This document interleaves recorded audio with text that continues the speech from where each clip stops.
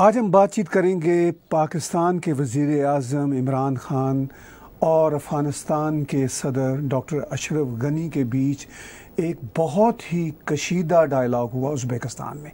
इस कॉन्टेक्स्ट में पूरे अफ़गानिस्तान के हवाले से बातचीत होगी और साथ बातचीत होगी चाइना के फॉरेन मिनिस्टर ने अभी कल ही कहा कि कैसे अमेरिका ने वहाँ पे मैच किया और चाइना की क्या तवक्कुआत हैं। इससे पहले कि मैं डॉक्टर रणवीर शारदा जी को साथ में लाऊं, मैं एक मिनट में चाहूँगा कि जो 100 साल का अफ़गानिस्तान का इतिहास है उसको अगर मैं सिर्फ एक मिनट में समअप करूँ। 1921 में एंग्लो अफ़गान तीसरी वॉर ख़त्म होती है। उस वक्त के जो अमीर थे वो अपने आप को किंग डिक्लेयर करते हैं। 1929 में अफ़गानिस्तान, जिसकी बाउंड्री सोवियत यूनियन के साथ मिली हुई थी, उस वक्त जो तुर्कमानिस्तान, उज़्बेकिस्तान और ताजिकिस्तान है, इन्होंने तल्लुकात उनसे बनाने शुरू किए। तो 1929 में अमीर का कत्लेआम हुआ और उनकी जगह पे एक उस वक्त के हिसाब से एक इस्लामिस्ट ने आने की कोशिश की, हबीबुल्लाह कलकानी ने।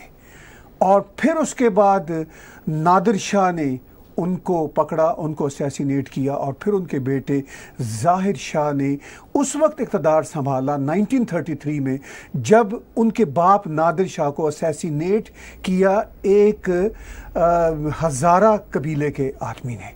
और फिर 1933 से 1973 तक ज़ाहिर शाह की वहाँ पर हुकूमत रही, जो कहते हैं बेहतर ज़माना था। उन्होंने 1953 में वहाँ पर अपने कज़न को, जनरल मोहम्मद दाऊद ख़ान को अपना प्राइम मिनिस्टर बनाया और मोहम्मद दाऊद ख़ान ने 1973 में की गवर्नमेंट को ओवरथ्रो किया और नूर मोहम्मद तरकई ने जनरल मोहम्मद दाऊद ख़ान को कत्ल किया। जनरल मोहम्मद दाऊद ख़ान खुद सोवियट्स के ही इंस्टॉल्ड थे, वो भी सोवियत के पपेट थे और उनको मारने वाले भी सोवियत के पपेट थे। और बबरिक कारमल पहले डिप्टी प्राइम मिनिस्टर थे, वो फिर प्राइम मिनिस्टर बने। और फिर उसके बाद नूर मोहम्मद तरकई को एक और सोवियत पपेट ने कत्ल किया, उनका नाम था हफीजुल्लाह अमीन। ये वाक़या है 1977 का। फिर इस्लामिस्ट आते हैं और 79 में अमेरिकन्स वहाँ जाना शुरू करते हैं सोवियत इन्वेजन के बाद। और उसके बाद की कहानी आपकी और मेरे सामने है। यानी सिर्फ मैं 1921 से 2021 की एक मिनट की पिक्चर इसलिए देना चाहता था कि ये विशियस साइकिल तब से अब तक चला आ रहा है। डॉक्टर साहब, बड़ा ही ज़्यादा फेस ऑफ हुआ अभी रिसेंटली अशरफ गनी का और इमरान खान का उज़्बेकिस्तान में। पहले तो ये बातें सिर्फ सोशल मीडिया पे होती थी ना, कि जी वो आप ये कर दिया, या नायब प्रेसिडेंट जो हैं अमरुल्लाह साले, जो उनकी इंटेलिजेंस के भी हेड रहे पहले, उन्होंने बड़ी सख्त बातें की ट्विटर पे। लेकिन ये बातें तो अब बिल्कुल फेस टू फेस हो रही हैं, फेसबुक पे नहीं हो रही, फेस टू फेस हो रही हैं उज़्बेकिस्तान के अंदर। कैसे जोड़ेंगे आप? कॉन्फ्रेंस में मैंने अपॉइंटमेंट जब उनकी स्पीच पढ़ी इमरान खान की, तो फर्स्ट वर्ड था डिसअपॉइंटमेंट। जी, I am highly disappointed about the comments given by mister Ghani ji. और फिर उन्होंने आगे एक्सप्लेन करने की कोशिश की कि आप बात करते हो अफ़गानिस्तान की, सबसे ज़्यादा सफ़र तो पाकिस्तान ने किया। उनकी फिगर के मुताबिक 70,000 पाकिस्तानी जो हैं वो मारे गए हैं आपकी लड़ाई के बीच में। मैं ये समझता हूँ कि ये लड़ाई सिर्फ अफ़गानिस्तानों की नहीं थी, ये लड़ाई बेसिकली पाकिस्तान जी और पाकिस्तान के जो पर्सनल इंटरेस्ट थे जी, वो भी बहुत इन्वॉल्व थे पाकिस्तान में।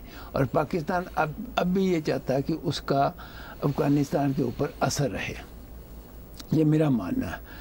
सम और दी अदर जो नया तालिबान आ रहा, घनी साहब तो मैं समझता हूँ कि कुछ दिनों के, सालों के, महीनों के मेहमान हैं, लेकिन जो नया ग्रुप आ रहा है, जो नया तालिबान आ रहा है, वो सम और the other are not very happy with Pakistan as I have read, you may be knowing better.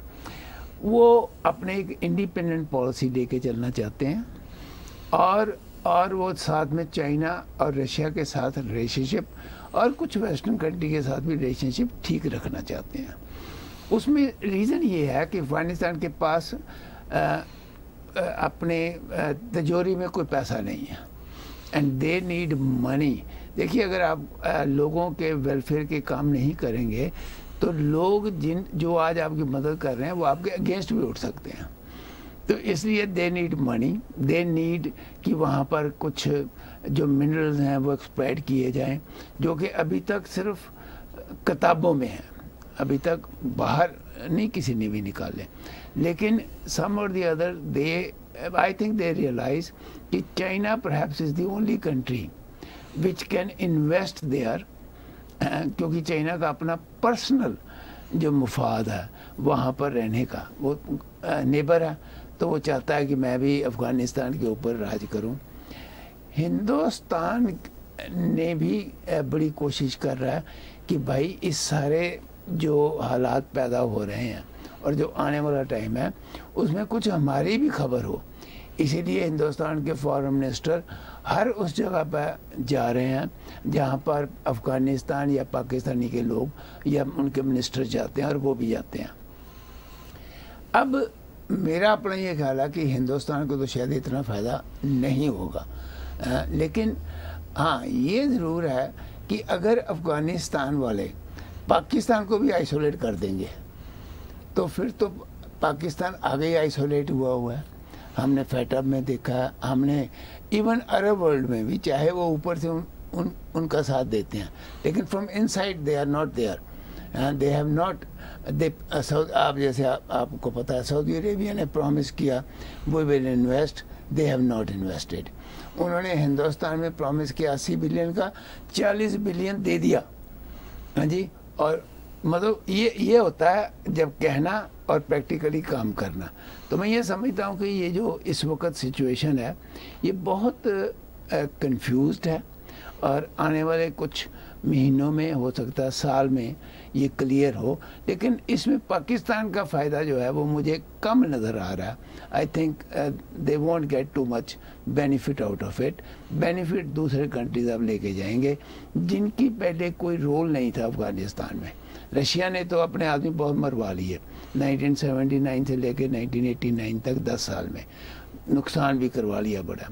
लेकिन चाइना तो इन्वॉल्व नहीं हुआ था जी। लेकिन अब अगर चाइना इन्वॉल्व होता है तो वो सिर्फ इसी बात के लिए इन्वॉल्व होगा कि वो पैसा इन्वेस्ट करेगा और पैसा उसको कैसे मिलेगा, यही बात है ना।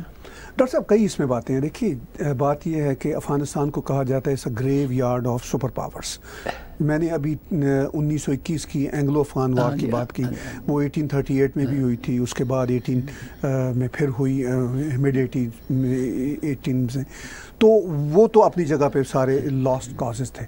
फिर ये सोवियत, मैंने अभी आपको बताया कि 1929 से इनकी यारी सोवियट्स के साथ रही 77 तक, और सोवियत इंस्टॉल्ड ही लोग या सोवियत सपोर्टर ही लोग आते थे, वो भी एक दूसरे को कत्ल कर देते थे। जो उनको कत्ल करते थे वो भी सोवियत ही होते थे, ठीक है। तो वो सारे का सारा अमल था, वो भी ऑफ कोर्स सोवियत उनको सिग्नल देते थे कि भाई ऐसा ही करें। अब उसके बाद अभी जो सूरत हाल है, अब ये कह रहे हैं लोग कि अब अगर कहीं कोट अनकोट, लोग कह रहे हैं, मैं नहीं कह रहा, लोग कह रहे हैं कि कहीं ये चाइना का भी ग्रेव यार्ड ना बन जाए। और चाइना के जो इंतज़ामिया है या जो एडमिनिस्ट्रेशन है, CCP जो पार्टी है, उनको इस बात का अंदाज़ा है। मैं ये कहूँगा कि देखिए चाइना से मैं जितना चाहे डिसएग्री करूँ, चाइना इस तरह के फॉरेन इंटरवेंशन में बाकी सुपर पावर की निस्बत हमेशा अक्लमंद होता है। वो इस तरह अपने बूट्स ऑन ग्राउंड नहीं उतारता, क्योंकि उसकी बहुत बड़ी कॉस्ट होती है, लोगों की भी कॉस्ट होती है, पैसा भी लगता है।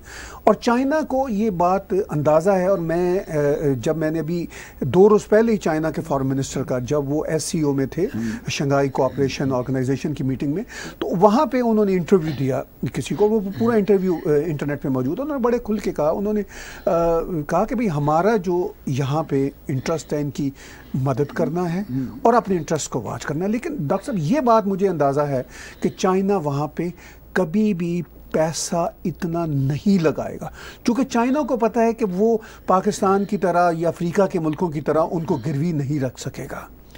क्योंकि अफ़गानों को हम, चाहे वो तालिबान की साइड के हों चाहे दूसरी साइड के हों, ये मैं खराज तहसीन पेश करता हूँ, उनको मैं अप्रिशिएट करता हूँ कि उन्होंने ये दुनिया को बता दिया है कि आप हमारी धरती पर हमारे सर पे बैठ नहीं सकते। ये साबित कर दिया। 1000 साल का वैसे उनका रिकॉर्ड है जी, 1000 साल। चलिए पुरानी बातें तो जरा पुरानी होती है ना, उस वक्त हिस्ट्री के और तरीके होते थे। सिर्फ 100 साल में, जब से ये मॉडर्न दुनिया हम देख रहे हैं, उन्होंने 100 साल में जो मोस्ट सुपर पावर्स थी, देखिए बरतानिया ने जो बहुत ही जो सब कॉन्टिनेंट के लिए बुरा काम किया, वो पाकिस्तान को बनाना, भारत का बंटवारा था। इसी तरह उन्होंने अफगानिस्तान का बंटवारा भी कर दिया था। ये जो ड्यूरेंट लाइन बनाई, उसमें अफगानिस्तान के बहुत सारे लोगों को, बहुत सारे हिस्सों को पाकिस्तान में शामिल कर दिया और बड़ा अफगानिस्तान उधर ही रहा। ये इस हद तक तो वो कामयाब हो गए थे रिवेंज में। 3 जंगें हारने के बाद फिर उन्होंने कहा कि वही जो थी ना डिवाइड एंड क्विट की जो पॉलिसी अपनाई, ये कामयाब थी बरतानिया की। यही उन्होंने इंडिया से निकलते हुए किया। यही उन्होंने कहा ठीक है, आपसे हम हारते रहे हैं ना, तो हम ये ज़रूर मेहरबानी करेंगे कि हम ड्यूरेंट लाइन खींचेंगे, और ये करके वो चले गए। अब इस सारी सूरत हाल में डॉक्टर साहब आप ये देखिए कि जो इस वक्त का जो आप कॉम्प्लेक्स सिचुएशन बता रही, मुझे नहीं लगता कि चाइना वहाँ पे लंबी इन्वेस्टमेंट करेगा, क्योंकि चाइना को पता है कि ये तालिबान अमेरिका के काबू में नहीं आए। अमेरिका के billions and billions, rather trillions dollar लग गए, ये उनके काबू नहीं आए। तो हम तो 10 बिलियन डॉलर लगाने के बाद परेशान हो जाते हैं। चाइना तो का ये रिकॉर्ड है ना, वो तो 10 बिलियन लगाने के बाद परेशान हो जाते हैं कि भाई ये क्या बना पैसे का हमारा। वो वसूल होना नहीं। वो बदख्शां से जो उनका वो बॉर्डर मिलता है नॉर्थ ईस्ट साइड से, ताजिकिस्तान की तरफ से, वो अवॉइड करेंगे। उनको एक और ख़तरा है कि वहाँ से ये तालिबान की आइडियोलॉजी वाले लोग कहीं सिंकियांग सूबे में ना घुस जाएं। इसका भी उन्होंने इजहार इस कंसर्न का ऊपर तले कर रहे हैं। डॉक्टर साहब, पाकिस्तान उनके हाथ में है। पाकिस्तान में उनके इंजीनियर्स को मार देते हैं, जबकि पूरा कंट्री उनके हाथ में है, पूरी गवर्नमेंट उनकी बात सुनती है। अभी 20 चाइनीज मारे गए हैं। 20 तो खैर नहीं है, 9 है अभी तक। 9 जो 9 है। पहले तो पाकिस्तान ने कहा कि नहीं ये हादसा है, चाइनीज ने कहा नहीं ये बम अटैक है। अब पाकिस्तान के मिनिस्टर ने कह दिया कि नहीं ये हादसा ही लगता है, सॉरी बम अटैक ही लगता है। ये उन्होंने भी कह दिया। जब पूरी सरकार उनकी जेब में है, मैं ये कहना चाह रहा हूँ डॉक्टर साहब, पाकिस्तान की, और पाकिस्तान इजी मुल्क है हैंडल करना एज कम्पेयर टू अफगानिस्तान। पूरी सरकार उनकी जेब में, तो वो बेचारे लोग उनकी वहाँ महफूज नहीं है। तो अफगानिस्तान में तो तालिबान किसी को सुनने वाले नहीं है। वो तो सुबह कुछ है, शाम कुछ है। नहीं, आपने ये बात कही कि वो पैसा नहीं लगाएंगे। अगर उनको ये नज़र आता है कि यहाँ पर से हम पेट्रोलियम ले सकते हैं, यहाँ पर से हम और मिनरल्स जो हैं वो ले सकते हैं, तो उस पर्टिकुलर साइट के ऊपर वो थोड़ा सा इन्वेस्ट करके देखेंगे कि whether there is a scope और नॉट। That's number 1।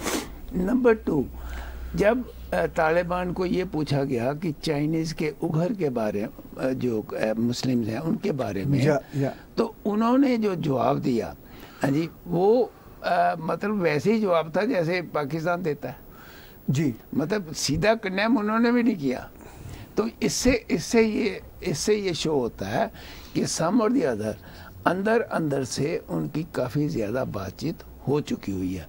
ये हो सकता है कि चाइनीज़ अपने आदमी ना भेजें, जैसे उन्होंने पाकिस्तान में भेजे हुए हैं, जैसे उन्होंने श्रीलंका में या नेपाल में भेजे हुए हैं, लेकिन वो इनके थ्रू काम अपने हाथ में पैसे का कंट्रोल रख के जी करवा सकते हैं। अगर हुआ तो पॉसिबल नहीं होगा डॉक्टर साहब, पॉसिबल नहीं है। इसकी वजह यह है कि जो इस वक्त की तालिबान की ऊपर की भरास है, वो ये भी बयान दे रहे हैं कि भाई हम रूस के साथ भी हैं। हम इवन वो ये भी कह रहे हैं कि हमारी धरती से अमेरिका के खिलाफ किसी किस्म, उन्होंने नाम लेके कहा, उन्होंने नाम लेके कहा कि यूनाइटेड स्टेट के खिलाफ कोई कार्रवाई नहीं होगी। उन्होंने शुक्रिया अदा किया बरतानिया के फॉरेन मिनिस्टर का, कि बरतानिया के फॉरेन मिनिस्टर ने एक बरतानवी न्यूज़पेपर में कहा था कि हम तालिबान के साथ काम करने को तैयार हैं, यानी अगर उनकी हुकूमत बनती है तो उन्होंने शुक्रिया अदा किया। तो वो इस तरह के तो वो डिप्लोमेटिक लैंग्वेज यूज़ कर रहे हैं। लेकिन ये बात तय है कि अफगान, चाहे वो तालिबान की सूरत में हो, चाहे वो वहाँ के प्रोग्रेसिव एलीट्स हों, वो किसी सूरत भी हिस्ट्री जो हमें बताती है बाहर की फोर्सेस को अपने सर पे सवार लंबे अरसे तक नहीं होने देते। नहीं, मेरा तो अब रिजल्ट तो ये है कि दे नीड इन्वेस्टमेंट। जी, उनके पास उनकी तिजोरी खाली है जी। जब उनको इन्वेस्टमेंट चाहिए तो इन्वेस्टमेंट करने के लिए अमेरिका तो अब वहाँ नहीं जाएगा, इन्वेस्टमेंट करने। जी।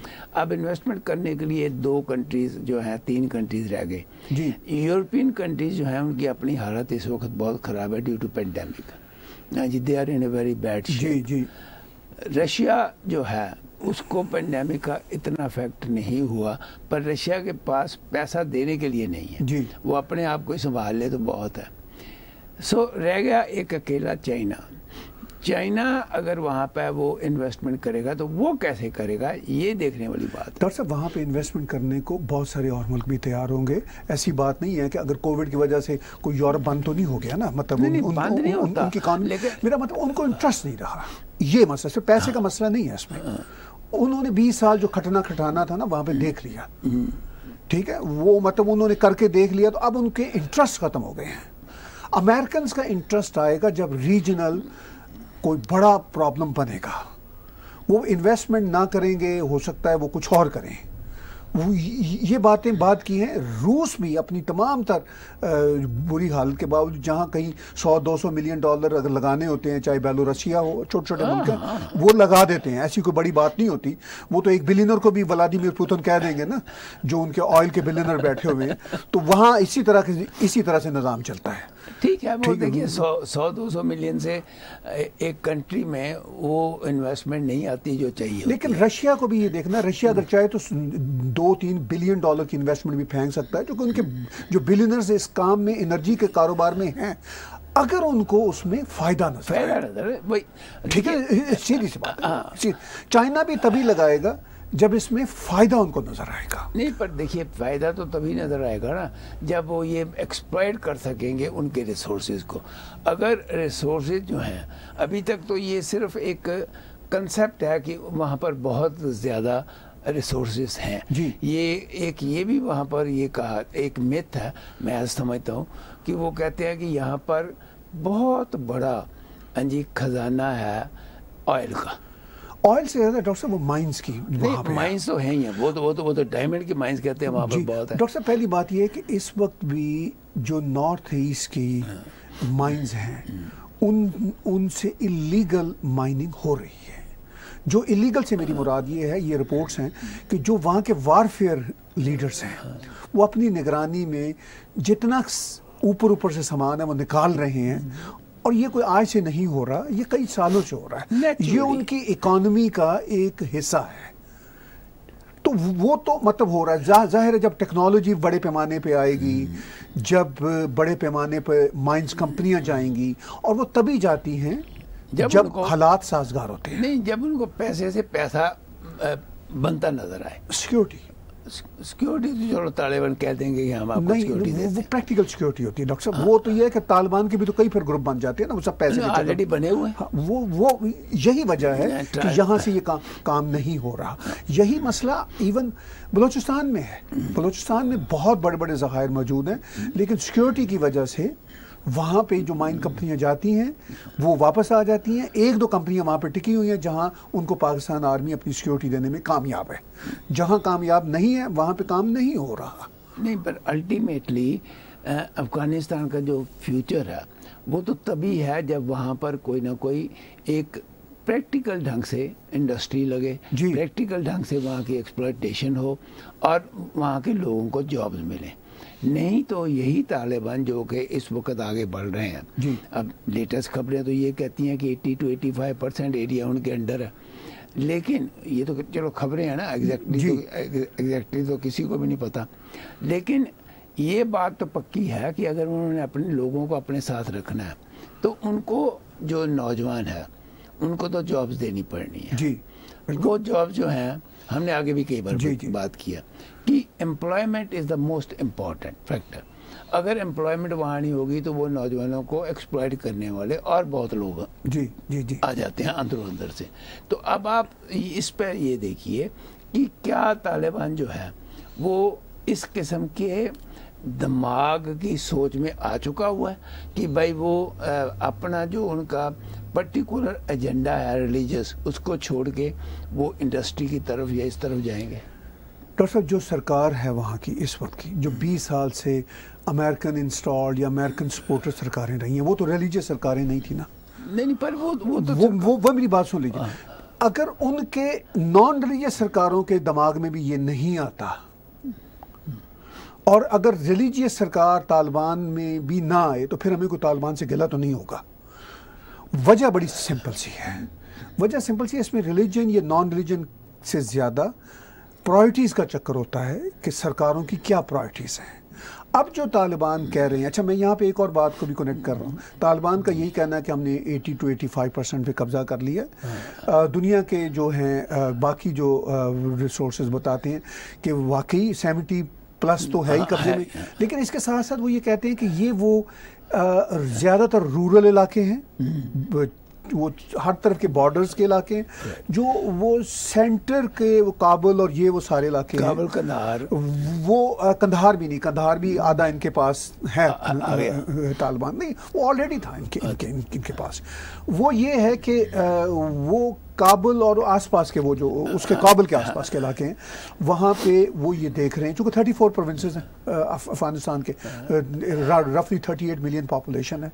जो रकबा है तालिबान का वो 650 स्क्वायर किलोमीटर का है, और पाकिस्तान का 890+ स्क्वायर किलोमीटर का है। तो यानी इसका मतलब है कि पाकिस्तान से थोड़ा छोटा मुल्क है, आबादी में बहुत थोड़ा है, रिसोर्सेज बहुत हैं, लेकिन कॉम्प्लेक्सिटीज़ और प्रॉब्लम्स भी बहुत हैं, बहुत। ठीक, इस सारे को ज़हन में रखते हुए हमें ये लगता है कि तालिबान पर जो ये अफगान हुकूमत के, ज़ाहिर अफगान हुकूमत है ना, अभी तक तालिबान के पास कोई एयरक्राफ्ट तो नहीं है ना, नहीं, अभी तक तालिबान कोई जहाज उड़ा के बम तो नहीं फेंक सकते। वो एबिलिटी तो गवर्नमेंट के पास होती है, वो एबिलिटी गवर्नमेंट के पास है, लेकिन गवर्नमेंट ऐसा नहीं कर पा रही। इसलिए नहीं कर पा रही कि जो फौजी हैं उनको ये अंदाज़ा हो गया कि हम तो ऐसे ही इस तारीख जंग में मारे जाएंगे। वो फिर अपने आप को विड्रॉ कर रहे हैं। ऐसा नहीं है कि वो बिल्कुल रेजिस्ट नहीं कर रहे, वो कर रहे हैं। तालिबान दर्जनों की तादाद में उनके मरने की, बल्कि सैकड़ों की तादाद में उनके मरने की भी इतलात आ रही हैं, और उनकी लाशें पाकिस्तान पहुँच रही हैं। पाकिस्तान के हस्पताल में इंजर्ड भी जा रहे हैं और उनकी लाशें भी जा रही हैं। वो काउंटर अटैक जो कर रहे हैं, वो कुछ खास ग्रुप हैं जो काउंटर अटैक कर रहे हैं। जी, they must be belonging to some particular tribes. जी, हो सकता है कि वो गवर्नमेंट के हथियार यूज करते हों, गवर्नमेंट की फ़ौज जो है, लेकिन गवर्नमेंट की फ़ौज में भी तो जो ट्राइब्स हैं, डिफरेंट टाइप के लोग हैं जी, वो ज़रूर काउंटर अटैक कर रहे हैं। लेकिन वो काउंटर अटैक भी जो है वो आई पर्टिकुलरली फील, पता नहीं आप क्या महसूस करते हैं, कि वो कोई बहुत ज़्यादा सक्सेसफुल नहीं हो सकते। जहाँ डॉक्टर साहब वो कर रहे हैं, जो खबरें आ रही हैं वो काफ़ी कामयाब हैं, लेकिन सवाल ये है कि ये सलूशन नहीं है। ये देखिए, तालिबान के जो स्पोक्स पर्सन है, चाहे ज़बीउल्लाह हों, चाहे सोहेल शाहीन हो, उनके मैंने बहुत सारे इंटरव्यूज़ इन्हीं दिनों में सुने हैं, और उसमें उन्होंने ये कहा है वाज़े तौर पर कि हम बाहर की किसी दुनिया में इंटरफेयर नहीं करेंगे, और हम दुनिया से भी नहीं चाहते कि वो अफगानिस्तान के मामलात में इंटरफेयर करें। ठीक है, ये मैसेज उन्होंने इसलिए दिया कि वो ये देख रहे हैं कि ये जो अटैक्स और काउंटर अटैक्स हो रहे हैं, इसमें बाहर का ना आए कोई इंटरफेरेंस। लेकिन बाहर का इंटरफेरेंस अब आएगा नहीं आएगा, चूंकि नेटो फोर्सेस ही थी, वो ऑलरेडी वहाँ से ऑलमोस्ट निकल चुकी हैं सारी की सारी। जो 4-5% रह गए हैं, वो मेरा ख्याल है टेक्निकल चीज़ें करने में रह गए हैं, वो वारफेयर में नहीं है। जो वारफेयर वाले ग्रुप्स थे वो सारे के सारे 31 अगस्त तो दूर की बात है, वो पहले ही निकल, 2 जुलाई को ही आखिरी उनकी वहाँ से रुखसती हो चुकी है। ठीक है, वो तो सारे के सारे जा चुके हैं। अब वो एक अलग बहस है कि वो क्या मैस छोड़ा उन्होंने, वो एक अब जो हमें देखना है डॉक्टर साहब, हम जो बातचीत को आपने जहाँ से शुरू किया कि अफ़गानिस्तान के प्रेसिडेंट ने उज़्बेकिस्तान में पाकिस्तान से कहा कि आप ये सारा काउंटर अटैक जो है वो आपके यहाँ से रेंज होके जा रहा है, 10,000 जंगजू आपके यहाँ से गए। अब पाकिस्तान के प्राइम मिनिस्टर ने वही मंत्रा दोहराया जो वो हमेशा करता कि भाई हमारे तो 70-80 हज़ार लोग खुद मारे जा चुके हैं। अब वो ये कभी नहीं कहते कि भाई वो जो बिलियंस एंड बिलियंस डॉलर लिए थे वो इसी जंग के लिए लिए थे, और आपने अपने 70-80 हज़ार बेचारे लोगों की कुर्बानी दी, गरीबों की, उनको तो कुछ नहीं मिला था ना, मिला तो आपकी इस्टेब्लिशमेंट को था। अगर आप इस जहादी कारोबार में ना पड़े होते, आपको किसने कहा था इस जहादी कारोबार में पढ़ने को? इस जहादी कारोबार में आप इसलिए पढ़े कि आपको शौक है, आपका ये कारोबार है। अगर ये कारोबार ना आपको ऑफर किया जाता 1979 में जब ज़िया-उल-हक की सरकार थी, तब भी ये इकॉनमी डूबी हुई थी। राइट। तो उनके आने की वजह से वो पाकिस्तान की इकॉनमी ऊपर गई, यानी वो जहादी पैसे के आने की वजह जो अमेरिका ने दिया। फिर 9/11 के बाद 1999 में जब मुशर्रफ ने सर कू किया था, जब इसको नवाज शरीफ को निकाला था, 2000 में ये ऑलमोस्ट बैंकरप्सी पे थे, जैसे आज की सूरत हाल है, ऑलमोस्ट बैंकरप्सी पे थे। फिर इनकी, आई एम सॉरी टू से, इनकी लॉटरी निकली कि ये वाकया हुआ, फिर इनको पैसे की चलना शुरू होगी पाइपलाइन। तो ये तो इस तरह सर्वाइव कर रहे हैं। ताहिर साहब, दो चीज़ें जी मैं आपसे डिस्कस करना है। एक तो ये कि ये जो उज़्बेकिस्तान में जी इनकी बयानबाजी हुई है, हाँ, उससे पाकिस्तान का अब क्या रिलेशनशिप रहेगा, नंबर एक जी। नंबर दो, आने वाले टाइम के ऊपर हिंदुस्तान का जो रोल है वो उस एरिया में, खास करके अफगानिस्तान के एरिया में, वो किस किस्म का रहेगा, और जो वहाँ पे इन्वेस्टमेंट हिंदुस्तान ने की है जी। अब हिंदुस्तान ने तो अपने डिप्लोमेट जो हैं कंधार से सारे बुला लिए, काबुल में ही थोड़े से रहते हैं जी, वो भी शायद वो वापस बुला ले। तो आप कैसे सोचते हैं कि हिंदुस्तान का जो फ्यूचर रिलेशनशिप है विद तालिबान एंड पाकिस्तान का जो रोल है विद अफगानिस्तान, वो किस तरफ जाएगा, वो बहुत इम्पोर्टेंट है, क्योंकि दैट अफेक्ट्स द होल सब कंटिनेंट। डॉक्टर साहब, दो बातें आपने अभी पीछे भी बात की थी, अभी भी आपने अच्छा ये सवाल उठाया। आपने कहा कि जहाँ जहाँ पाकिस्तान होता है वहाँ वहाँ भारत भी जा रहा है। मैं इसको यूँ देखता हूँ कि जैसे शंघाई कोऑपरेशन ऑर्गेनाइजेशन है, उसका तो ऑलरेडी भारत सालों से हिस्सा है, वो इसलिए नहीं जा रहा कि पाकिस्तान जा रहा है, उसने जाना ही है। हालांकि उसमें तो चीन के साथ भी उनकी अब वो वाली टर्म्स नहीं रही, ठीक है, लेकिन जाना ही है उन्होंने। हालांकि उसका नाम ही शंघाई कोऑपरेशन है और ये नेटो के स्टाइल का बना हुआ एक ग्रुप था, रीजनल ग्रुप था, लेकिन उसमें भी फिर ये जो ताशकंद में एक अलग से मीटिंग हो रही है, अभी भी आज शायद ख़त्म हो गई है, उसमें जो फेस ऑफ हुआ है प्रेसिडेंट का, और उसमें वहाँ पर भी भारत होगा। अमेरिका ने भी कहा था निकलने से पहले कि हम चाहेंगे कि भारत अपना किरदार अदा करे। मेरी पर्सनल डॉक्टर साहब असेसमेंट ये है कि जो कुछ इतनी तेज़ी से अब अफगानिस्तान में तब्दीलियाँ आई हैं ना, शायद अमरीकी भी इस लेवल पे एंटिसिपेट नहीं कर रहे थे कि लोग इतने ज़्यादा मुख्तलिफ प्रोविंसेस ऑफ अफगानिस्तान से गवर्नमेंट का साथ छोड़ के तालिबान के साथ जाएंगे। ये एंटिसिपेशन इंडिया को भी शायद नहीं थी इस लेवल के, इतनी तेजी से सब कुछ हुआ।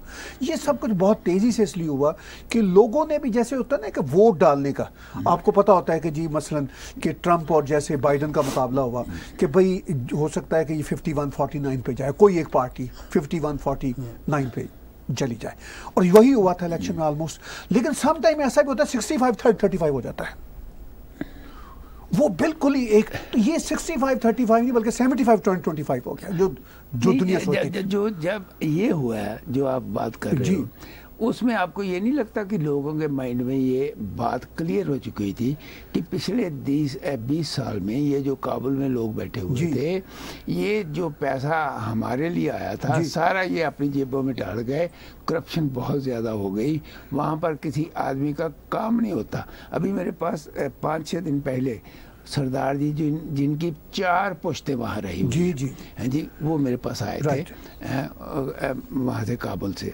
अब यहाँ आ गए कनाडा में। वो मुझे बता रहे थे जी कि आप इमेजिन नहीं कर सकते कि हमारा कितना बिजनेस था और किस ढंग से हम काम कर रहे थे। कहते अब तो वहाँ पर अगर हमने कोई काम करवाना होता था, अगर 100 रुपये का काम है तो 200 हमें देने पड़ते थे, तब वो 100 का काम होता था। ऐसे है जी। तो वो लोगों के माइंड में ये नहीं आप समझते कि इसलिए लोग जो है, डॉक्टर साहब हमने पिछले शो में ये बात की थी, ये जो एलीट है इनकी करप्शन की वजह से ये सारा कुछ हुआ ना। ये ह्यूमन राइट्स की, वुमेन राइट्स की बात करते थे, जैसा कि मैंने अभी आपको हिस्ट्री बता रहा था, 1926 में भी अमीर ने कहा था कि हम वुमेन राइट्स की बात करेंगे, फिर वो जाहिर शाह ने भी यही बात की, फिर जनरल मोहम्मद दाऊद खान ने भी यही बात की, ठीक है। तो एलीट उस वक्त भी यही बातें करती थी, अमली तौर पर कुछ कर भी देते थे, यूनिवर्सिटी बना दी, कुछ बच्चियों को दे दी नौकरी, मगर इससे अफगानिस्तान के जो डीप रूटेड इश्यूज हैं वो तो हल नहीं होते थे ना। यानी जो लोगों के मसाइल हैं वो हल नहीं होते थे, करप्शन भी थी, और फिर ये बाहर का पैसा आ रहा था इनके पास जाता। यकीनी तौर पर ये जो अब जो दुनिया एंटीसिपेट नहीं करती थी, भारत भी इतना एंटीसिपेट मेरे ख्याल में नहीं करता था, नहीं कर सका। ठीक है कि भाई रातों रात हुई, रातों रात बदलने वाली सूरत हाल, रातों रात दुनिया जो है वो निकल जाएगी। इसलिए कि जब दुनिया को फ्री हैंड मिला, जब वहां पे अफगानियों को ये पता चला कि अब हमारे ऊपर ये नेटो अमेरिकन फौजी नहीं बैठे हुए हैं, पहले ये खौफ होता था इनका जहाज आएगा तो एक बम फेंक देगा, जब उन्हें पता चला कि दे आर गॉन, तो ये जो प्रोटेक्टर ऑफ दिस एलीट है, जिन्होंने कुछ नहीं किया बदकिस्मती से अफगानिस्तान के लिए, 20 साल इनके पास सुनहरी मौका था, ये अफगानिस्तान को बिल्ड एंड रीबिल्ड कर सकते थे। इनका यही कहना था कि नहीं जी, हम तो अमेरिकन का यही कहना था कि जी हम तो यहाँ पे सिर्फ इनको सिक्योरिटी देने आए हैं इस सरकार को, ठीक है, और तालिबान से बचने के लिए आए हैं।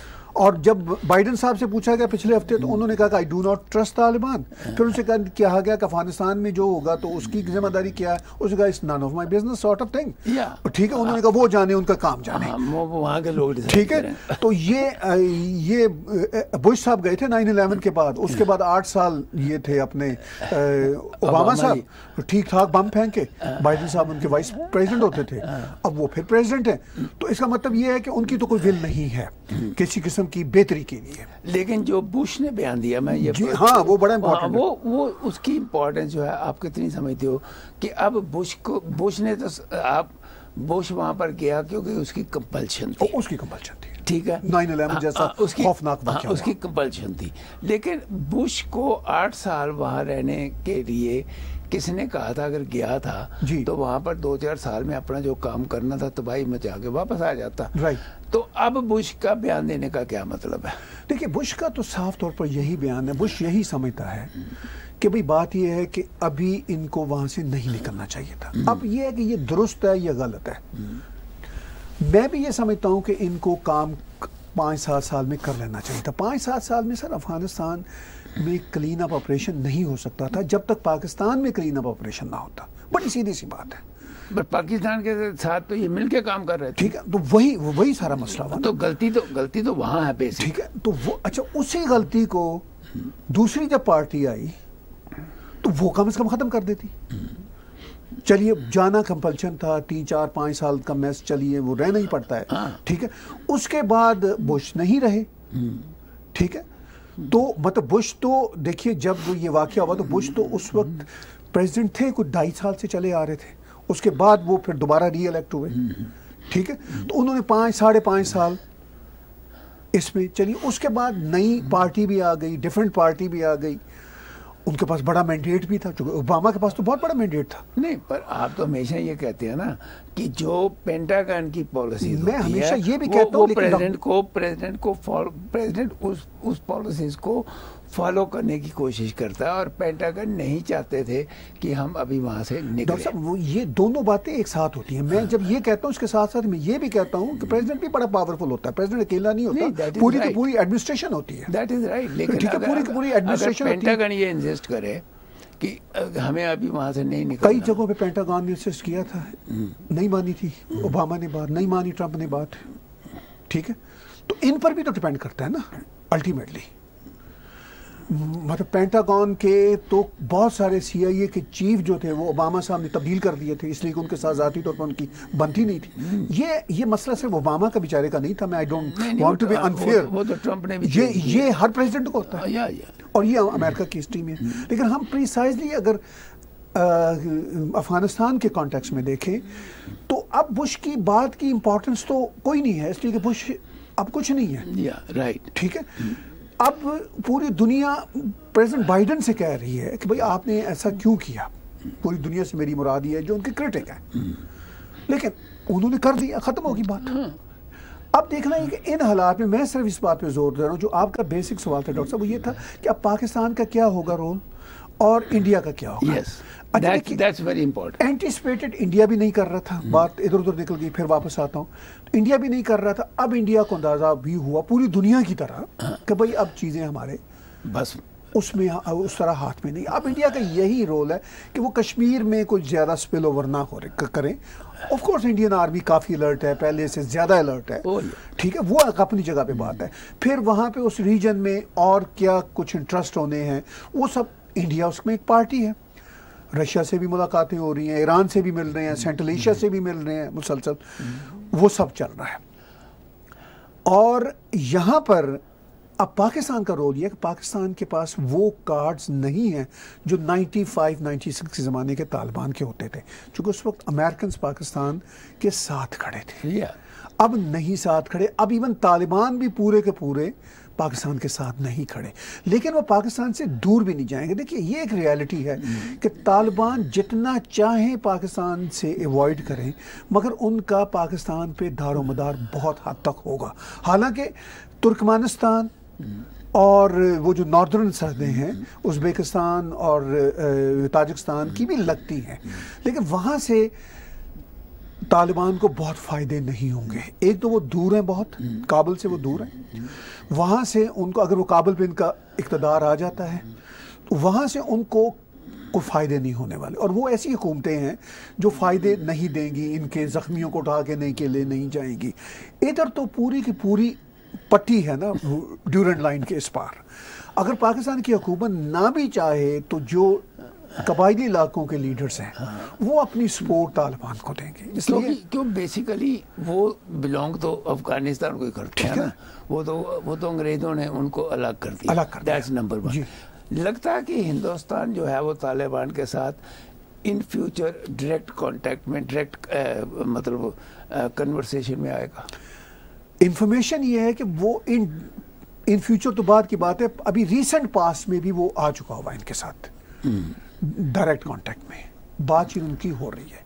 इंडिया के बारे में पूछा गया तालिबान के स्पोक्स पर्सन सोहेल शाहीन से कई इंटरव्यूज़ में, तो उन्होंने कहा कि हमारा इंडिया के ख़िलाफ़ किसी किस्म का कोई ऐसी इंटेंशंस नहीं है।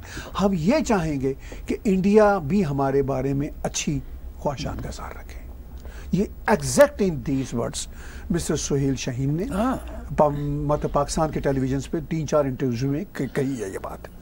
उनसे प्रिसाइजली इंडिया के बारे में पूछा गया। तो जब इनका अफगानिस्तान के ऊपर पूरा कब्जा हो जाएगा, तो तब ऐसे लगता है कि हिंदुस्तान जो है वो दोबारा अपने डिप्लोमेटिक रिलेशन तालिबान के साथ बनाएगा। डिपेंड करता है डॉक्टर साहब, इसके बारे में कोई भी बात नहीं की जा सकती। देखिए, शायद तालिबान भी इसके बारे में कोई पेशीन गोई ना कर सके, मैं ये भी आपको कहूँ, इसलिए कि तालिबान भी बहुत सारी चीज़ों पे डिपेंड कर रहे हैं। मिसाल के तौर पर अगर ये जो अफ़गान सरकार है, अगर ये किसी तरह से तालिबान पर कोई अटैक करना शुरू कर देती है, कामयाब हमले शुरू कर, तो फिर तालिबान के प्लान्स काफ़ी सेटबैक होंगे। अगर तालिबान बना लेती है, सब अगर है, अगर तालिबान अपनी हुकूमत बना लेती है और वो हुकूमत स्टेबल होती है, पाकिस्तान अपनी पॉलिसीज़ वहाँ पे नहीं इम्प्लीमेंट करता। देखिए, बड़ी सीधी सी बात है, पाकिस्तान का अपना एक टारगेट होगा। पाकिस्तान और भारत राइवलर कंट्रीज हैं, इसमें कोई शक वाली बात नहीं है। पाकिस्तान इस राइवलरी में किसी भी हद तक जा सकता है, भारत शायद किसी भी हद तक नहीं जाता। जा तो सकता है लेकिन नहीं जाता, क्योंकि वो इंटरनेशनल कम्युनिटी को ज़रा रिस्पॉन्सिबल तरीके से फेस करना चाहता है। पाकिस्तान का ये मसला नहीं है कि वो रिस्पॉन्सिबल तरीके से इंटरनेशनल कम्युनिटी को फेस करे, क्योंकि ऑलरेडी फैक्ट है वो दे डोंट केयर। वो आप स्टेटमेंट छोड़ दीजिए, बयानबाजी तो होती रहती है। नहीं, वो तो चलो ठीक है, वो तो इमरान खान का काम है सिर्फ बयानबाजी। वो बयानबाजी, चाहे मिनिस्टर हो या ISPR हो, वो करते रहते हैं। लेकिन पाकिस्तान को ये कोई फिक्र नहीं है कि भाई हमने कोई अपने आप को रिस्पॉन्सिबल दुनिया के सामने पेश करना है। इकोनॉमिक क्राइसिस की वजह से थोड़ा सा फिक्र है, अदरवाइज ये ना हो तो बिल्कुल ही फिक्र नहीं है। तो भारत को ये मसला है कि भारत को ये एक फिक्र रहती है, ये ख्याल रहता है। अब कुछ पता नहीं कि अफगान खुद तालिबान, मैं ये दावे से कह सकता हूँ, खुद तालिबान भी नहीं कह सकते कि आइंदा 6 महीने साल उनकी पॉलिसी क्या होगी। क्या पाकिस्तान जो है जो इनके पास इधर मुजाहिदीन हैं बैठे हुए, इधर जो इनके ट्रेनिंग अपना ग्रुप बैठे हुए हैं जी, क्या वो अफगानिस्तान में उनको भेज के कोई वहाँ पर गड़बड़ करने की कोशिश कर सकता है? बिल्कुल कर सकता है। अगर पाकिस्तान को मौका मिलेगा तो क्यों नहीं करेगा। अफगानिस्तान में भेज के, अफगानिस्तान में भेज के अगर मौका मिला, अगर पाकिस्तान, अगर मैं ये बात कह रहा हूँ, अगर की सब बात है, इफ अगर तालिबान की हुकूमत बन जाती है और तालिबान उनकी बात नहीं सुनते तो पाकिस्तान फिर भी कोशिश कर सकता है। अगर तालिबान उनकी बात सुनते हैं तो फिर भी पाकिस्तान कोशिश कुछ और तरीके उनके साथ मिलकर करेगा, ठीक है। तो वो तो, लेकिन ये सब डिपेंड करता है। मुझे यूं भी डॉक्टर साहब लगता है कि तालिबान इस वक्त अरबों की बात सबसे ज़्यादा सुनते हैं। ये लोग इस पे तवज्जो नहीं दे रहे। उनका हेड ऑफिस ही कतर में है। कतर में अमरीकी भी खामोश हैं जो कुछ तालिबान कर रहे हैं। उन्होंने भी, मुझे यूं लगता है जैसे क्लीन चिट दी हुई है, ग्रीन सिग्नल दिया हुआ, करते रहो जो करना है। उन्होंने जब तालिबान से बातचीत शुरू की थी और उसमें इंडिया को ना शामिल करना और अफगानिस्तान की गवर्नमेंट को भी ना शामिल करना, क्लियर कट शो था कि हाँ भाई वो तालिबान को एक्सेप्ट करने को तैयार है। उन्होंने उनको एक्सेप्ट कर लिया, तभी तो ये बातचीत हुई जी। हाँ जी, वरना जो गवर्नमेंट आपने वहाँ पर बैठाई हुई है गनी की और अब्दुल्ला की, उनको तो आपने बीच में डाला नहीं। और आप 3-4 कंट्रीज मिलके, पाकिस्तान, रशिया जी और अमेरिका एंड अपना तालिबान, तो आप बैठ गल्फ स्टेट्स उसमें। अच्छा, तो वो मुझे यूं लगता है कि यूरोपियन वर्ल्ड और अमेरिका अफगानिस्तान को for the time being direct deal नहीं कर रहे, तालिबान को डायरेक्ट डील नहीं कर रहे। अफगानिस्तान भी अब दो पार्ट्स हैं ना, एक तो गवर्नमेंट है, एक तालिबान है अभी तक एज ऑफ टुडे। जब तालिबान की बात आती है तो अमेरिकन इनको कंट्रोल कर रहे हैं या इनको मॉनिटर कर रहे हैं थ्रू गल्फ स्टेट्स। पर वहाँ तो डायरेक्ट आ गई है ना, ठीक है। नहीं, वो उनका एक होता है, एक तरीकाकार होता है कि भाई अब ये चूँकि गल्फ स्टेट्स के साथ, चाहे वो कतर हो, चाहे कतर और सऊदी अरब की आपस में पूरी ना बनती हो, लेकिन गल्फ स्टेट्स पूरी की पूरी अमेरिका के साथ ऑन बोर्ड होते हैं, टोटल ऑन बोर्ड होते हैं। कोई भी गल्फ स्टेट, चाहे यूएई हो, चाहे कतर हो, चाहे सऊदी अरब हो, इन तीनों के आपस में चपकलिश भी लगी रहती है, लेकिन अमेरिका के साथ रिलेशनशिप में इन तीनों ऑन बोर्ड हैं। तो वो जो तालिबान की लीडरशिप है, वो जो इश्यूज है ना लोकल, उस पर उनके कई स्टेटमेंट्स आएंगे, कई ब्लेंडर भी होंगे, लेकिन वो mostly watched and governed bye gulf states होंगे। जो अफगानिस्तान के उज़्बेक एरियाज हैं जी, और वहाँ पर मतलब दूसरे जो लोग हैं, जो चीफ हैं वहाँ पर, जी जी, जिनको हम वहाँ पर लॉर्ड्स कहते हैं, वार लॉर्ड्स जी, वो क्या तालिबान को एक्सेप्ट करेंगे? ऑलरेडी कर चुके हैं। नहीं कर दिया, लेकिन तालिबान उनकी एडमिनिस्ट्रेशन में इंटरफियर करेंगे। वो पावर शेयरिंग उनकी बहुत अच्छी होगी, ये मैं दावे से कहता हूँ। कोई मैंने पिछले शो में भी कहा था, कोई इशू नहीं है, कोई इशू नहीं है। पहली बात ये कि उज़्बेक हों, ताजिक हों, तुर्कमानी हों, यहाँ पे इवन बलोच बहुत सारे रहते हैं पाकिस्तान की और ईरान की सरहद जो लगती है अफगानिस्तान के साथ। ये अब सब के सब तालिबान के साथ पावर शेयरिंग कर चुके हुए हैं, इसीलिए ये सारे जो इनके सूबे हैं वो उनके पास आ चुके हैं। तो इसलिए वो कोई परेशानी वाली बात नहीं है इनके लिए। मेरा ख्याल है डॉक्टर साहब बातचीत बहुत हो चुकी है, कुछ क्वेश्चंस भी लेना शुरू करते हैं, लेकिन चलिए साथ साथ हम भी बातचीत भी करेंगे। गुरजीत जी का क्वेश्चन है कि tell me about India please. मेरा सवाल ले लीजिए कि इंडिया क्या करेगा।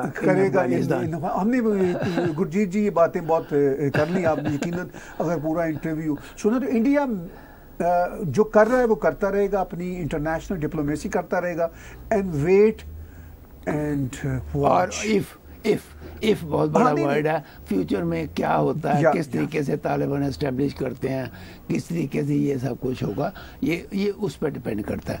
एक question before we take the other questions, कि वहाँ पर अब जो लड़कियाँ या लेडीज का जो है वो उसके ऊपर कितना इफेक्ट होगा? देखिए, फ्रैंकली मैंने भी तालिबान के स्पोक्सपर्सन को इंटरव्यू की रिक्वेस्ट भेजी है ये है, और मैं चाह रहा हूँ कि उनका इंटरव्यू मैं किसी वक्त कर लूँ और वो मुझे मिल जाएगी परमिशन।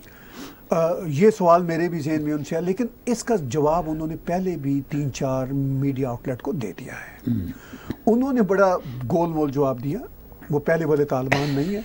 उन्होंने कहा बात यह है कि तालिबान के स्पोक्स पर्सन सुहेल शाहीन ने कहा, उन्होंने कहा कि मैं आलिम नहीं हूँ, रिलीजियस स्कॉलर नहीं हूँ, इसका फैसला रिलीजियस स्कॉलर करेंगे, ठीक है। लेकिन उन्होंने कहा कि जो कुछ होगा अफगानिस्तान में वो अफगान वैल्यूज़ के मुताबिक होगा, अफगान वैल्यूज तो पता ही है नहीं, अफगान वैल्यूज तो डॉक्टर साहब कई तरह की रही हैं। मैंने अभी 1921 से हिस्ट्री शुरू की थी। अफगानिस्तान तो एक ज़माने में कहते हैं ना कि वो 60s में 70s में दुनिया के मॉडर्न 3 कंट्रीज़ में होता था। ये एक रियलिटी है। और मैं उस वक्त तो खैर बहुत ही बच्चा था, मैं तो नहीं गया, मैं तो 80s में गया हूँ पहली बार, ठीक है। अच्छा, और वो भी डरते डरते, चूँकि खाना जंगी तो जो हो रही थी। नहीं, पर एट द सेम टाइम देखिए ताहिर साहब, अगर उन्होंने ये कहा कि जो रिलीजियस लीडर्स कहेंगे जी, वो तो बड़ा क्लियर है। डॉक्टर साहब उसको छोड़िए, अब ग्राउंड रियलिटी ये है कि जहाँ जहाँ ऑलरेडी तालिबान हैं, ठीक है, जहाँ वो अब काबिज दोबारा हो गए हैं, वहाँ पे जो बेचारी लेडीज़ हैं उनको तो पहले ही पता ही नहीं कि ह्यूमन राइट्स होते क्या हैं या वीमेन राइट्स होते क्या हैं, ठीक है। वो तो कंडीशनड हैं, वो तो बस बेचारी इस पे लगी हुई है कि बस यही हमारा समाज है। चूँकि वो इलाके को तरक्की नहीं किए थे, इन सरकार ने, ये जो विमेन राइट्स की बात करते हैं, ये सरकार कोई वहाँ तक नहीं पहुँच पाई थी 20 सालों में, या ये सरकारें एक नहीं है जो भी आई, ये नहीं पहुँच पाई थी, तो वो वहाँ पे तो हालात पहले ही बदले नहीं थे, राइट, ठीक है। उनके लिए तो कोई फ़र्क ही नहीं है। इंसान की ख्वाहिश होती है, उन बच्चियों की ख्वाहिश होगी कि हम भी स्कूल जाएं, लेकिन वो बेचारियों की कंडीशनिंग ऐसी हुई है। मेरी बात आप समझ रहे हैं? समझ गया, ठीक। अच्छा, अब जहाँ पे ये थे, जहाँ पे कोट अनकोट मॉडर्नाइजेशन हो गई थी, अब वहाँ से बच्चियाँ जो भाग सकती हैं भाग रही हैं।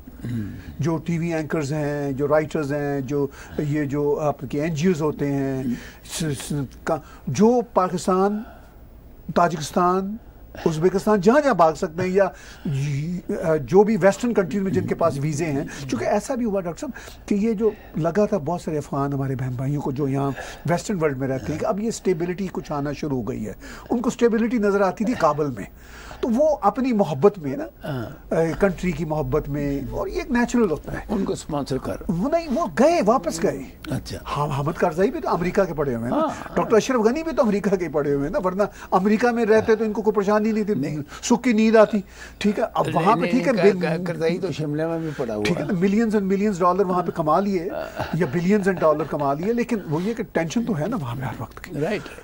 तो अब वो जो लोग यहाँ वेस्टर्न वर्ल्ड से जो अफगान ब्रदर्स एंड सिस्टर रहते थे, हजारों की तादाद में गए रीबिल्ड करने के लिए। अब उनके पास वीज़े हैं, सिटीजनशिप भी है, वीज़े भी हैं, तो वो तो कोशिश कर रहे हैं कि निकलें, भागें वहाँ से जितने भाग सकते हैं। लेकिन वो जो ख्वाब है एक बच्चियों का, या वो यकीनी तौर पर तालिबान से ये पूछा गया कि जनाब आप इनको दफ्तरों में काम करने देंगे? उन्होंने कहा कि जो इस्लामी अक़दार होंगी उनके मुताबिक हम करने देंगे। वो चलो, वो तो पता ही है, ठीक है। तो वो इसका मतलब ये है कि वो शायद अब वो कोड़े तो ना मारे जिस तरह पहले सड़कों पे औरतों को मारा करते थे, शायद ये तब्दीली आ जाए, चूँकि ये तालिबान की नई नस्ल है। लेकिन वो ये तो मुमकिन नहीं है कि वो उनको आज़ादी के साथ काम करने देंगे, ये तो पक्की बात है जी। क्वेश्चंस और अब हम कुछ लेते हैं। टेक एंड हेल्थ टिप्स पुराने हमारे साथी, what is your view on Pakistan because they created this devil and now they are only praise them saying good Taliban and bad, what is the good Taliban and bad, how you define it? देखिए ये बहुत पुरानी बात है भैया, जो आ रहे हैं तालिबान, ये शायद गुड तालिबान है। मैं ये बात हिस्टेरिकली कर रहा हूँ कि जो पहले होते थे वो बैड हैं, अगर आज के दिन की डेफिनेशन मुझसे मांगते हैं। और तो मैं ये समझता हूँ ये पाकिस्तान की क्रिएशन नहीं है, ये क्रिएशन जो है ये अमेरिका की क्रिएशन है। माशाल्लाह जी, मैं यहाँ पे मतलब एक इस्लामिक वर्ड बरतूंगा, माशाल्लाह। ये रशिया और अमेरिका की क्रिएशन है। रशिया नहीं था, नहीं, रशिया को रोकने के लिए अमेरिका ने वहाँ पर ये काम शुरू किया और वहाँ से ये प्रॉब्लम क्रिएट हुई। पहले मुजाहिदीन आए थे, कुतुबुद्दीन हिकमतयार एंड कंपनी से, वही फिर तालिबान बने, अल-कायदा बने, उनमें से फिर अल-कायदा भी आए, उनमें से फिर अल-कायदा यहाँ अरब से ये उसामा बिन लादेन गए थे, ठीक है। लेकिन पहले जो पहले थे उसमें ज्यादा फॉरेन कंट्रीज के थे। जी। अब जो है उसमें 100% जो है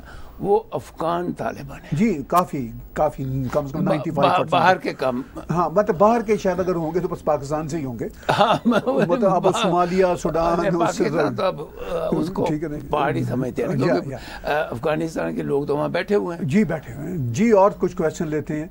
अजय शर्मा जी का है I कि I think think Sharia sharia is not bad at all but the way may be implemented would be brutal. Question is whether world is afraid of शरिया और तालिबान। देखिए अजय शर्मा जी, पता नहीं आप ये बात मजाक में कर रहे हैं या सीरियस कह रहे हैं कि शरिया इज नॉट बैड। तो अगर ये सीरियस कर रहे हैं तो फॉर गॉड सेक आप सोचिए, क्योंकि शरिया का मतलब ये है कि एक ऐसी स्टेट जहाँ पे हाथ काटे जाएंगे, जहाँ पे जो तालिबान पहले किया करते थे। Sharia is not by the way based on Quran.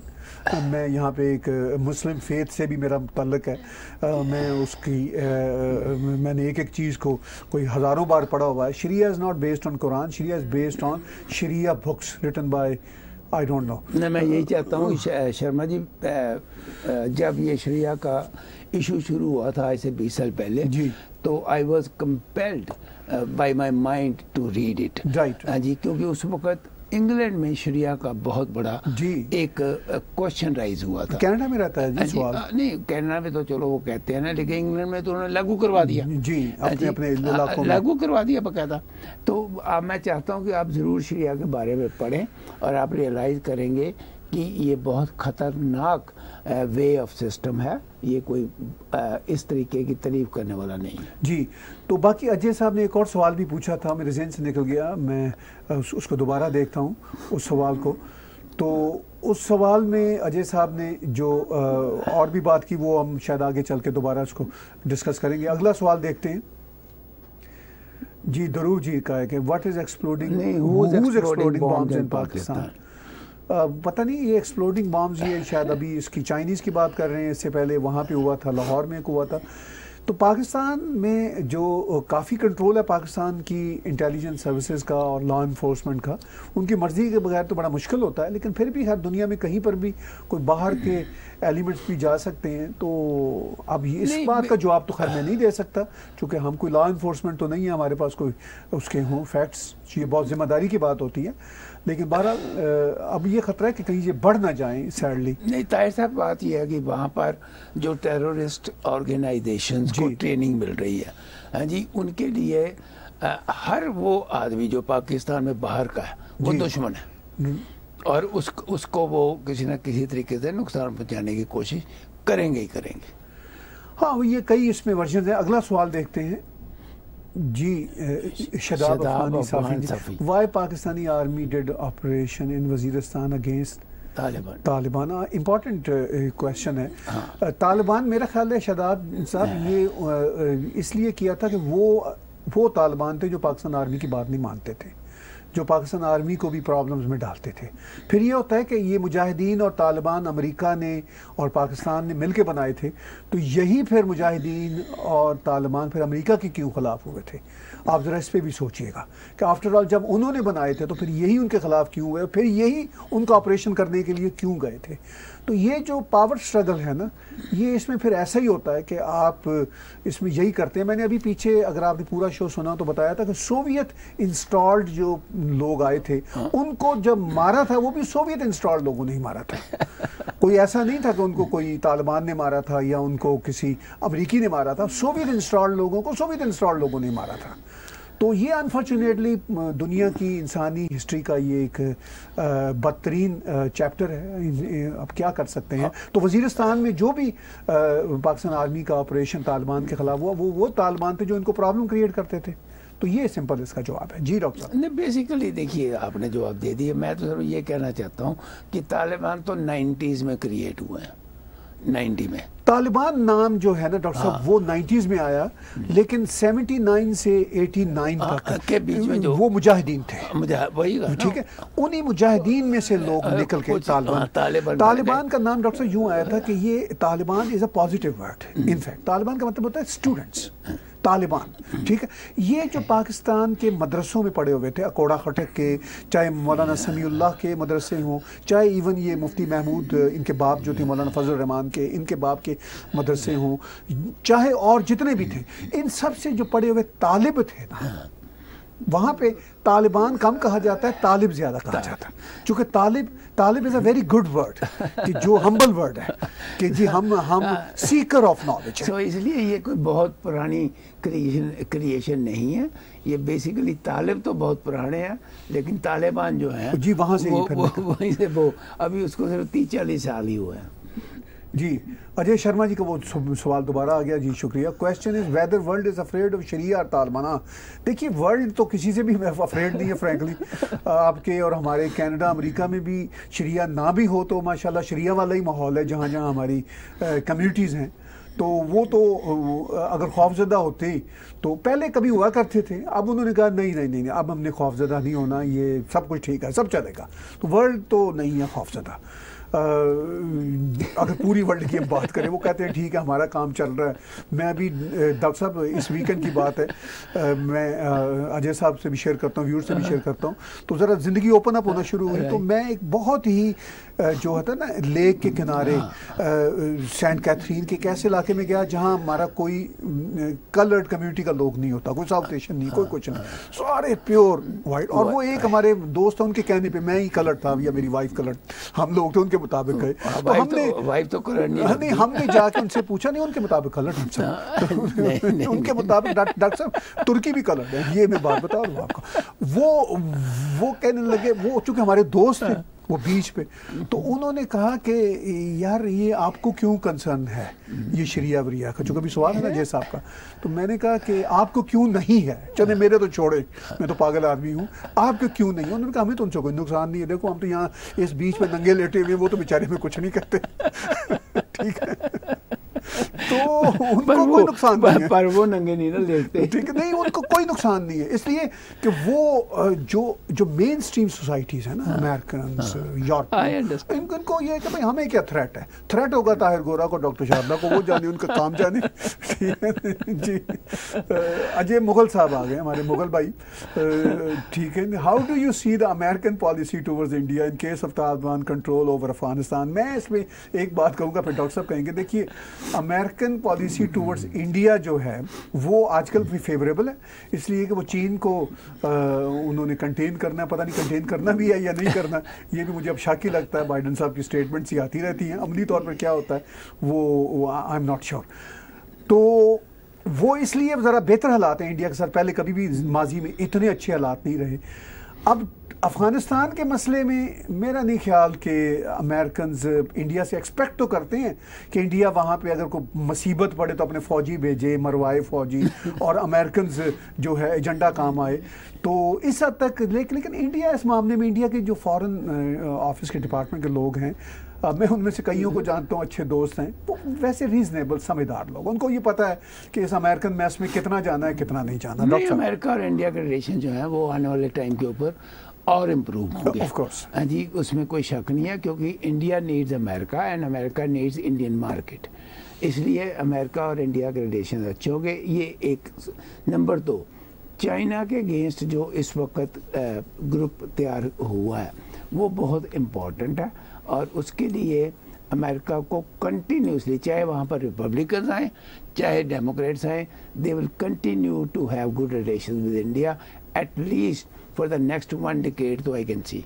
Right doctor साहब, आखिरी क्वेश्चन देते हैं जी सत्याम भाई का है। वास्तव जी सर, क्या इंडिया के अंदर जो इंफ्रास्ट्रक्चर प्रोजेक्ट चल रहे हैं उन पर तालिबान अटैक करेगा? डॉक्टर साहब आप ही जवाब दें इसका। बिल्कुल नहीं करेगा, क्योंकि तालिबान जो है, जो इस वक्त अफगानिस्तान में है वो तो नहीं आएगा। हाँ, जो पाकिस्तान में ट्रेनिंग दी जाती है, और पाकिस्तान वाले कल इस तरीके से फिर दोबारा ये कोशिश करें कि हम एडवेंचरिस्ट हो जाएं, क्योंकि अब उनको पता कि Hindustan is well prepare to face them and they know it, army is very active and they will not allow them even to come from the सी।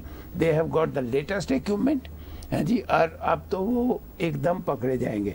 सो मुझे नहीं लगता कि आने वाले टाइम के ऊपर इस किस्म की कोई प्रॉब्लम जो है वो क्रिएट कर सकते हैं। आपने तालिबान जब वर्ड यूज़ करते हैं ना, तो तालिबान जो है वो इस वक्त हम सिर्फ अफ़गानिस्तान की बात कर रहे हैं, बाकी तालिबान नहीं है, बाकी तो ISI हैं या अल-कायदा या और ग्रुप्स हैं, लेकिन जो तालिबान है आई डाउट वेरी मच अभी तो उनको अगले 10-15 साल अपने कंट्री को संभालने में लग जाने हैं। We will see in the next 2 years what happens in Afghanistan. आपका प्रोग्राम देखने का बहुत बहुत धन्यवाद। अगले फ्राइडे को आपसे फिर मुलाकात होगी।